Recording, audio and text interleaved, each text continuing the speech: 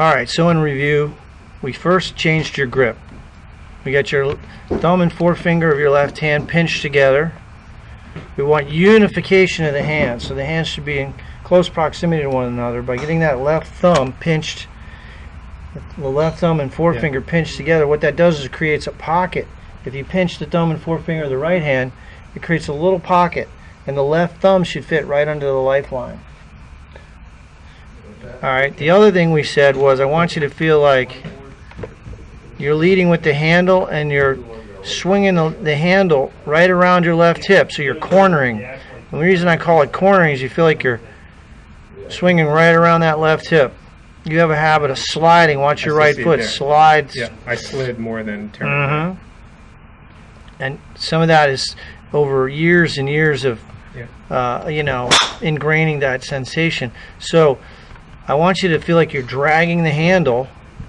So watch here as you come through. Don't let the club head catch up. Feel like the handle at impact, the handle's still a little bit behind the club head, just fractionally there. It's not bad. I'd like to have it pointing at the left hip, the shaft pointing at your left hip. But is that wrong where you are? No, not really. It's just my preference. You'd hit a lot more solid shots if the shaft were leaning more forward. It's a little thin. Yeah. You'll see here when he hits the ball, your shaft's not too awfully different. A little bit more. Right. Now he's rolling the right ankle inward. You can see how there's sort of a reverse K here in the knee. There's not much going on in your lower body, but you don't turn your lower body. That's why we opened your stance. Tom Lehman has no rotation in his hips. He's very tight. So he has a stance open so that he can clear. So he starts with his hips 40 degrees open. He doesn't have to clear them. They're already open. So your swing is a lot like Lehman in that regard, because you don't have a lot of flexibility in your lower body, which is okay. Doesn't mean you can't play well. Or should I be teaching myself to rotate more? Well, I think you want to work on it for sure. It's not going to change. Yeah, it's not going to change unless you change your lifestyle. I mean, you know, and that's not going to happen anytime soon. No, I have a bad hip. So yeah. Okay. So anyway, so the point being is we tweaked it. We just said, okay, we're going to hold the golf club more in the left hand. We're going to pinch the thumb and forefinger together. We're going to get the ball up a little more. You know, so if you look at his shot, this is an 8-iron he's hitting.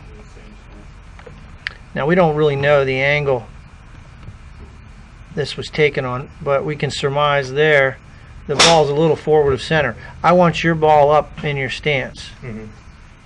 Forward of center. You know, closer to your left heel than your right heel, obviously.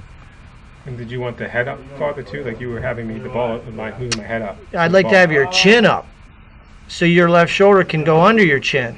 Because if we look closely here, you bury your head, and I don't know. Yeah. That what happens is if we put a line right across to measure your level here, what's going to happen is your head's going to go up. Yeah. And there's why you hit it thin. But you go back down, the net effect is 0. But here's the thing: over time, that's a lot of compensation. But that overall, your head's pretty darn still. So I'm not too that's not really a red flag for me.